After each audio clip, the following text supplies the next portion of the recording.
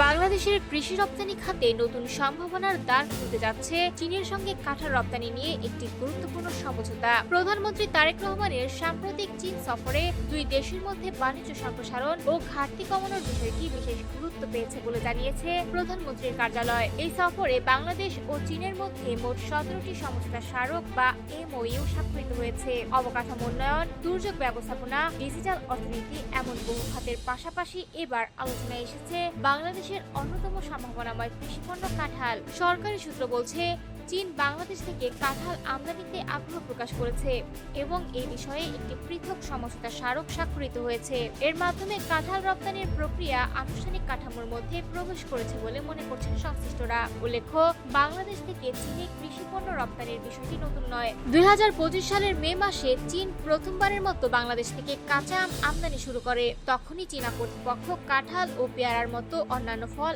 আমদানির সম্ভাবনা নিয়েও আগ্রহ প্রকাশ করেছিল বলে জানা যায়। বিশ্বের বৃহৎ ভোক্তা বাজার হিসেবে চীনের সঙ্গে কৃষিপণ্য রপ্তানি সম্প্রসারণ বাংলাদেশের জন্য একটি বড় সুযোগ হিসেবে দেখা হচ্ছে। বিশেষজ্ঞদের মতে, কাঁঠাল রপ্তানি সফলভাবে বাস্তবায়িত হলে তা দেশের কৃষি অর্থনীতি ও রপ্তানি আয় বৃদ্ধিতে গুরুত্বপূর্ণ ভূমিকা রাখতে পারে। কৃষি অর্থনীতিবিদ ও রপ্তানি খাত সংশ্লিষ্টরা মনে করছেন, এই সমঝোতা বাস্তবায়নের মাধ্যমে বাংলাদেশ শুধু নতুন বাজারই পাবে না, বরং স্থানীয় কৃষকদের জন্য তৈরি হবে বাড়তি আয়ের সুযোগ।